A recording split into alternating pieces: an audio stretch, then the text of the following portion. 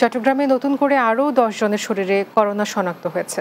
Civil surgeon কার্যালয়ের প্রতিদিনের প্রতিবেদনের তথ্যানুযায়ী গত 24 ঘন্টায় 13টি ল্যাবে 219 জনের নমুনা পরীক্ষা করা হয়।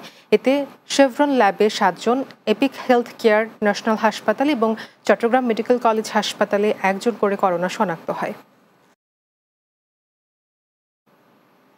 চট্টগ্রামের পটিয়ায় পুকুরে গোসল করতে নেমে শান্ত নন্দী নামে এক কিশোরের মৃত্যু হয়েছে। সোমবার বিকেলে উপজেলার হাইদগাঁও ইউনিয়নের রক্ষাকালী বাড়ির পাশে ধরপাড়ায় এই ঘটনা ঘটে।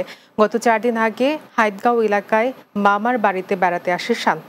স্থানীয়রা জানান, সোমবার বিকেলে একসাথে পুকুরে গোসল করতে নামে। পরে সবাই উঠে আসলেও শান্তকে না পেয়ে বন্ধু ও স্থানীয়রা পুকুরে অনেক খোঁজাখুঁজির পর পানির নিচ থেকে ডুবন্ত অবস্থায় তাকে উদ্ধার করে।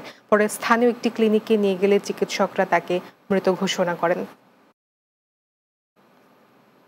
চট্টগ্রামের বায়েজিদ বোস্তামি থানা এলাকা থেকে ইউপিডিএফ সদস্য সুজন বড়ুয়াকে গ্রেপ্তার করেছে র্যাব-7। র্যাব-7-এর সহকারী পরিচালক ARM মোজাফফর হোসেন জানান, ইউপিডিএফ সদস্য সুজন বড়ুয়া নগরের বায়েজিদ বোস্তামি থানা এলাকায় অবস্থান করছে। এমন গোপন তথ্যের ভিত্তিতে অভিযান চালিয়ে তাকে গ্রেপ্তার করা হয়। তিনি আরও জানান, সুজন বড়ুয়ার বিরুদ্ধে চুরি এবং নাশকতা সংক্রান্ত 2টি মামলার তথ্য পাওয়া গেছে। চট্টগ্রামের সীতাকুণ্ডের সলিমপুর ডিসি পার্কস্থ জলাশয়ে মাছ অবমুক্তকরণ ও বৃক্ষচারা রোপণ করেছেন জেলা প্রশাসক ফরিদা খানম।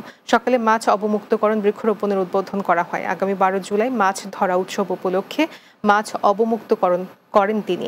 এ সময় এডিসি জেনারেল কামরুজ্জামান, সহকারী জেলা প্রশাসক AKM গোলাম মোর্শেদ খান, সহকারী জেলা প্রশাসক মোহাম্মদ শরীফুদ্দিন, সীতাকুণ্ড উপজেলা নির্বাহী কর্মকর্তা ফখরুল ইসলাম, সহকারী কমিশনার আব্দুল্লাহ আল মামুন সহ অন্যরা উপস্থিত ছিলেন। এ সময় ডিসি পার্কে মাসব্যাপী বৃক্ষরোপণ কর্মসূচি ও নবসৃষ্ট একটি ফ্লাওয়ার জোন উদ্বোধন করেন জেলা প্রশাসক। শেষ করব দিনের বাংলা, যাওয়ার আগে শিরোনামগুলো জানিয়ে দিচ্ছি আরও একবার। ছাত্র জনতার অভ্যুত্থানের জুলাই মাস শুরু,